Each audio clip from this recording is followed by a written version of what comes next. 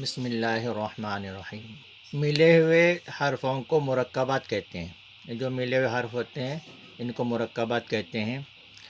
اور الحمدللہ میں جو اس سے پہلے سبق میں اس کے تعلق سے کافی سمجھا دیا۔ جیسے ابھی یہ جو سبق چل رہا تھا اس میں نے پورا لکھ کر اس کو اچھی طرح سے سمجھا دیا، تو اب انشاءاللہ اس میں سمجھنے میں کوئی دقت نہیں ہوگی۔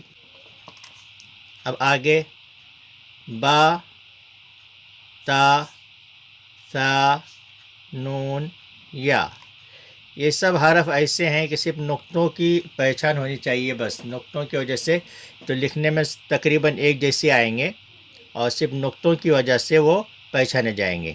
نیچے نقطہ ہے تو با، اوپر دو نقطے تو تا، اوپر تین نقطے تو سا، اور اوپر ایک نقطہ ہے تو نون، نیچے دو نقطے ہے تو یا۔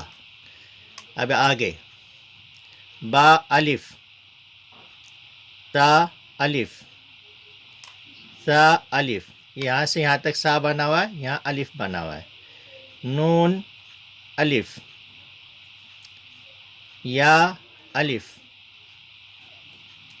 با سین، یا سین، نون سین، تا سین، ثا سین، ثا جیم، تا ہا۔ تو اوپر ایک نقطہ ہے تو پہلا جو حرف ہے، جو اوپر حرف ہے اس کو پہلے پڑھیں گے۔ اوپر جو حرف ہے اس کو پہلے پڑھیں گے۔ نون خا، یا، یہ جو پہلا حرف ہے یہ اوپر کا حصہ جو پہلے بنا ہوا ہے، ابھی جیسے بتایا میں نے، نیچے دو نقطے ہو تو یا بن جاتا ہے۔ یا ہا،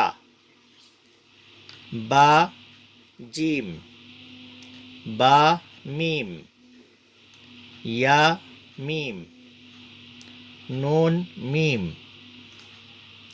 تا میم، ثا میم، با یا۔ دیکھیے یہ جو یہاں سے اتنا جو حصہ ہے یہ با ہے، یہ با کا حصہ ہے، اس کا یہاں پر نقطہ ہے، اور یہاں سے یہ یا بنی ہوئی ہے، با یا۔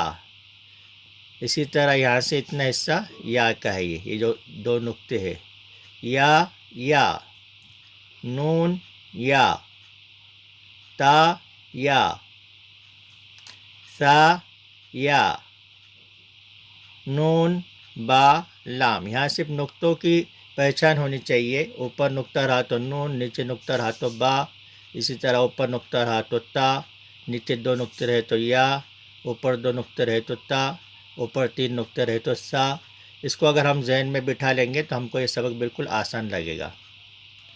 نون با لام، تا نون لام، با یا لام، یا تا لام، سا لام، نون با نون، با نون نون، تا یا نون،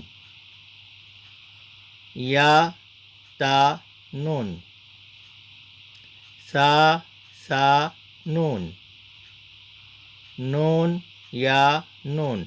اس سبق میں صرف نقطوں کی پہچان ہونی چاہیے، نقطوں کی وجہ سے سبق بالکل آسانی سے سمجھ میں آ جاتا ہے۔